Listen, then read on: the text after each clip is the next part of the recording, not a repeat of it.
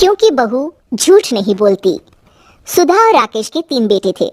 शादी के बाद तीनों माँ बाप से दूर रहते और सिर्फ त्योहारों में आते। माँ जी, पिताजी, अगली बार आप लोग हमारे घर आइएगा। अरे नहीं बहू, सब यही आ जाते हैं तो घर खिला खिला लगता है। हाँ बहू, तू हमेशा बुलाती है तो जरूर आएंगे तेरे पास भी। हाँ हाँ, दीदी का घर बड़ा जो है, सब कुछ आपने शादी के बाद दीदी को ही तो दे दिया था। हमें भी दिया होता तो हम भी बड़ा घर लेते। क्यों सुनील? अरे नहीं, पापा ने सबको एक बराबर ही दिया है। छोटी बहू, क्या चाहिए तुम्हें, बोलो। वो आपके सोने की चेन वाली घड़ी है ना, वो अगर आप मुझे, तभी वहाँ मजली बहू भी आ जाती है। और मुझे ना आपका मंगलसूत्र कितना लंबा, सुंदर और भारी भी है। अरे हाँ हाँ, तुम दोनों को ही दूंगी बहू, चिंता न करो। चलो अब खाना लगाओ, खाना खाया जाए। सभी मिलकर खाना खाते हैं कि पड़ोसन आ जाती है। अरे सुधा बहन, थोड़ी चीनी तो देना, घर में शक्कर नहीं है और मेहमान सर पर बैठे हैं। अरे छोटी बहू, चाची को शक्कर तो दे दो। अरे मछली दीदी, आप दे दीजिए ना, मैं यहाँ कम आती हूँ तो मुझे पता ही नहीं है कि सासू माँ सारी चीजें कहाँ रखती है। और तुम मैं कौन सा यहाँ रोज शक्कर फाँकने के लिए आती हूँ, मुझे भी नहीं है पता। तभी बड़ी बहू हाथ में चीनी की कटोरी लेकर आती है। चाची, शक्कर आप लोगों का बड़ा सहारा है माँ जी और पिताजी को, वरना हम लोग तो यहाँ रहते ही नहीं। आप जैसे पड़ोसी हैं तो हम निश्चिंत है। और जीती रहे बहू, आप तो ये घर पड़ोस कम परिवार ज्यादा लगता है। सुधा अपनी बड़ी बहू को देखकर बहुत खुश रहा करती थी। वो उससे अक्सर घंटों बात भी किया करती, लेकिन दोनों दूसरी बहुओं का भी वो समझती थी कि शायद छोटी है, वक्त आने पर संभल जाएंगी। समय आ जाता है जब सभी को वापस जाना होता है।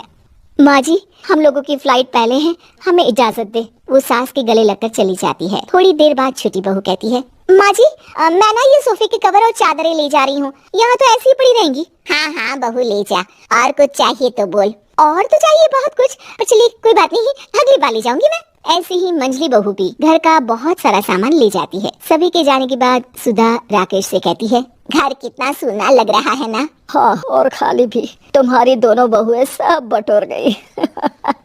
अरे ठीक है ना, हम दोनों ही तो हैं, कितना सामान लगेगा, फिर उन लोगों की नई गृहस्थी, इतना मत सोचा करे। समय बीतता है। ऐसे ही हर साल त्योहारों में सुधा और राकेश के बच्चों की बहू आते और जाते वक्त ढेर सारा सामान पैक कर कर ले जाती। लेकिन कुछ ही सालों में सुधा का देहांत हो जाता है। पिताजी, आप यहाँ अकेले क्या करेंगे, हम लोगों के साथ चलिए। अरे नहीं नहीं बहू, इस घर में सुधा की यादें हैं, मैं उसे नहीं छोड़ सकता हूँ। अब तुम लोगों की माँ नहीं रही। देख लो, वैसे तो मैंने उसके जीते जी सब कुछ दे दिया है, लेकिन कुछ उसका पर्सनल कीमती सामान था जो ये है, ले लो। सामान में होती है एक घड़ी और एक मंगलसूत्र।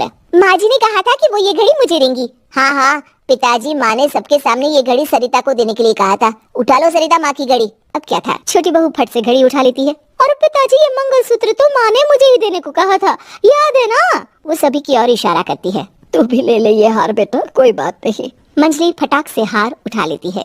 ससुर बड़ी बहू की तरफ देखते हैं। तुझे क्या दूं बेटा? पिताजी, माँ ने एक चीज मेरे लिए भी रखी है। सभी के कान खड़े हो जाते हैं कि आखिर सास ने क्या रखा होगा बड़ी के लिए। अरे माँ जी तो दीदी से प्यार भी ज्यादा ही करती थी, हमेशा उनसे बात किया करती। जरूर कोई बड़ी और अपनी प्रिय चीज दी होगी दीदी को। और देख लेते हैं ना, वरना तो हम भी बराबर का बंटवारा करेंगे। हाँ हाँ, कर लेना बंटवारा। लेकिन बड़ी बहू बताओ तो, सुधा ने क्या रखा है तुम्हारे लिए? अभी तो हम लोग यही हैं पापा जी, जब जाने लगेंगे तो बता दूंगी। बड़ी बहू के मुंह से ये बात सुनकर बाकी दो बहुएं सोचने लगती हैं कि आखिर क्या है जो दीदी को सासू माँ देकर गई है। दीदी, ऐसा तो नहीं ना कि पूरे घर का आधा हिस्सा माँ बड़ी भाभी को देकर गई हो? तभी वहाँ ससुर आ जाते हैं। नहीं नहीं, ऐसा कुछ नहीं है, मकान तो तुम तीनों का बराबर से है। देखो, बड़ी बहू से तुम्हारी सास ज्यादा जुड़ी थी, न जाने क्यों घंटों बात किया करती थी, पता नहीं क्या देकर गई है उसे। और ससुर जी, आपको क्या पता, चालाकी से पूरे घर के पेपर में साइन करवा लिए हो, या फिर कोई छुपा गहना। आखिर मकान पूरा तो आपने सासू माँ के नाम ही कर रखा था ना। अब घर में ये सस्पेंस बन जाता है कि आखिर बड़ी बहू क्या लेकर जाएगी। फिर वो दिन भी आ जाता है जब बड़ी बहू के जाने का समय हो जाता है। बेटा, परसों तुम चली जाओगी, बताया नहीं माँ ने तुम्हें क्या दिया? घड़ी और हार जो बेशकीमती था और तुम्हारी सास को सबसे ज्यादा प्रिय था, उसका तो बंटवारा भी हो चुका है। अब तुम्हारी बारी। हाँ पिताजी, आज मैं ये बात बताने ही वाली थी। माँ ने मुझे उससे भी बेशकीमती चीज दी है, और वो है आप। आपसे अधिक प्रिय उन्हें कुछ नहीं था। माँ चाहती थी कि आप मेरे साथ रहें। चलिए पिताजी। बेटा, मेरे पास तो कोई पेंशन भी नहीं है और ना ही कोई प्रॉपर्टी लेकिन आपके पास संस्कार है पिताजी, जो मेरे बच्चे आपसे लेंगे, तो आपको ले जाने पर स्वार्थ ही है मेरा। चलिए ना पापा। सभी के सामने पिताजी बड़ी बहू और बेटे के साथ उनके घर चले जाते।